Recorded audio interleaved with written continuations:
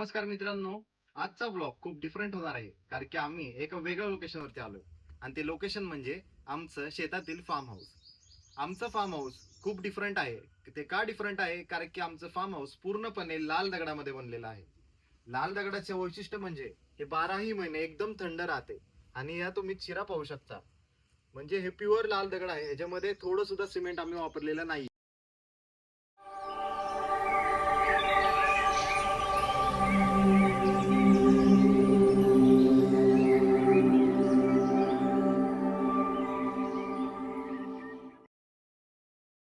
तर हे आमच्या मम्मीचे आवडते ठिकाण आहे.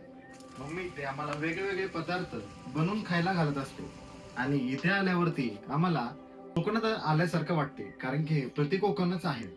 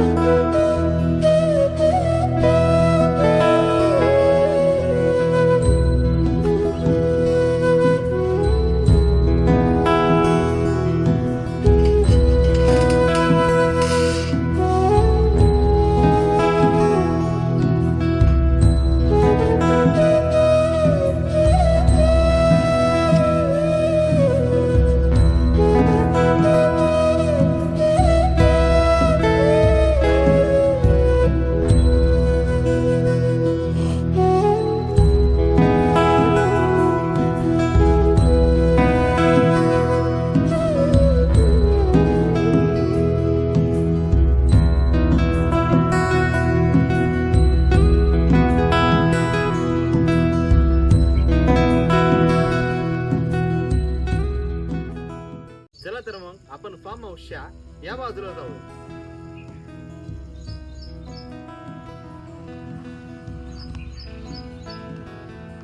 आपण फार्म हाऊसच्या या बाजूला आलो तर आपल्याला दिसेल आपण गाडी पार्क करण्यासाठी एक जागा ठेवलेली आहे आणि आपण समजा पुढे आलो.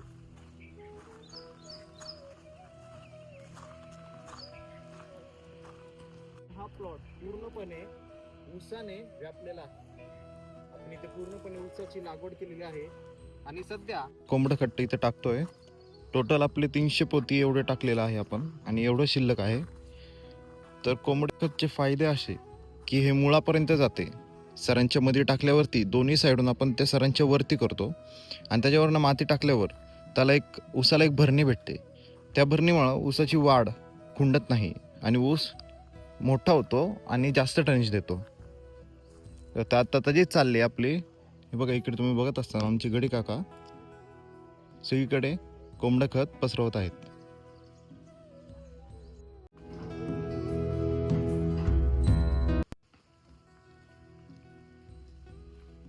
या ठिकाणावरून आपण सायंकाळचं इथे बसून पूर्ण निसर्ग बघू आणि एन्जॉय करू शकतो. इथे थंडगार हवा, तुम्हाला आवाज तर येतच असेल.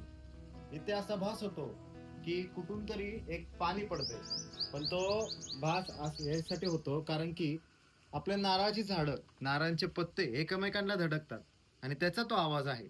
पण जेव्हा नवीन लोक येतात त्यांना वाटतं कुठेतरी पाणी चालू.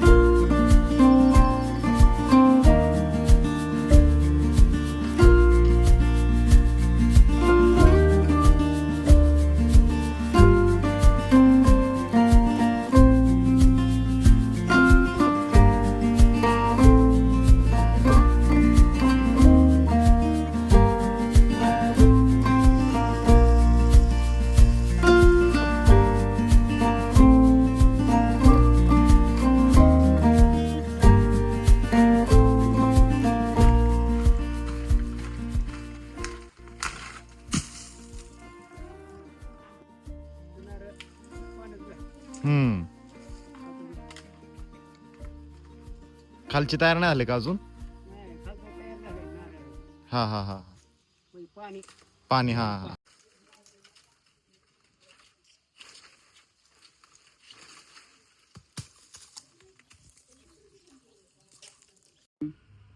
तर आता आम्ही फार्म हाऊसच्या इथले नारळ काढत होतो आणि तुम्हाला खोटं वाटेल, या 4 झाडांमध्ये तब्बल आपण 100 नारळ काढलेले आहेत. जे तुम्हाला खोटं वाटेल, हे टोटल 100 नारळ आहेत आणि हे फक्त आणि फक्त 4 झाडांमध्ये आपण काढलेले आहेत.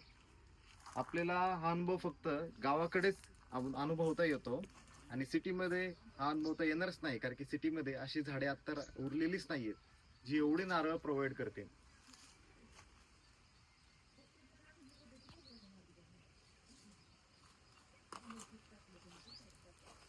तर सध्या आम्ही मोठ्या रानात आलेलो आहे आणि इथे आता पण सध्या उडीद लावलेला आहे.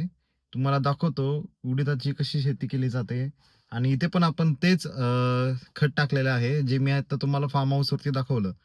फार्म हाऊस वरती जे आपण टाकलेलं आहे तेच कोंबडं खत आपण इथेही टाकलेले आहेत. आणि इथे आय थिंक सो जास्त गेलेले आहेत आपल्या पिशव्या. तर तुम्हाला मी दाखवतो कसं आपण पेरणी केली आहे आणि कसं कोंबडं खत मी म्हणलो होतो तसं सऱ्यांवरती टाकतात आणि ते दोन्ही साईडला स्प्रेड करतात. तसंच सेम आपण टेक्निक इथे यूज केलेली आहे. आणि इथे पण आपण पूर्णपणे कंपाऊंडिंग म्हणतो आपण, ती पूर्णपणे आपण नारळांच्या झाडांनी केलेली आहे. तर जे तुम्हाला एक लुक देतो मी कसं काय, आणि मध्ये आपण जांभळाची झाडे देखील लावलेली आहेत. चला तर मग बोलणं कमी आणि दाखवणं जास्त करून मी दाखवतो तुम्हाला कसं आहे ते काय. मी म्हणलो तसं आपण इथे आता कोंबडं खत स्प्रेड केलेलं आहे सगळीकडे. सऱ्यांवरती आपण टाकलेलं आहे. सऱ्यांवरतून ते दोन्ही साईडला आपण स्प्रेड करणार आहोत. त्यासाठी आपण जे रोजावरती लोक असतात त्यांना ठेवलेलं आहे. आणि जसं तुम्ही बघू शकता आपण कंपाऊंडिंगला नारळाच्या झाडांनी पूर्ण कंपाऊंडिंग केलेली आहे. ही नारळाची झाडं पूर्णपणे अख्ख्या आपला जेवढे आपलं प्लॉट आहे तेवढ्या प्लॉटला पूर्ण कव्हर करते. ह्याच्यावरनं लगेच लक्षात येतं की बाबा हा आमचा प्लॉट आहे आणि एक सुंदरता पसरते सगळीकडे.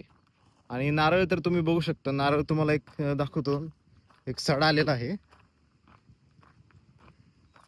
इथे. नारळ तर एवढे येतात की तुम्ही कितीही गाड्या आणा कमीच पडणार. हे बघा, हा सडा बघा तुम्ही. हे एकच झाड आहे, अशी भरपूर झाडे आहेत. मला वाटतं 300 ते 400च्या वर झाडं आहेत. आणि आपलं जेवढं क्षेत्र आहे तेवढं क्षेत्र दाखवतो तुम्हाला कम्प्लीट. आता तुम्हाला गाडी दिसत असेल तिथून येताना, किंवा ते शेड जरी तुम्ही पकडलं तरी त्या शेड पासून, ते शेडही आपलं आहे, ते शेड पासून ते या झाडापर्यंत एवढं आपलं क्षेत्र आहे.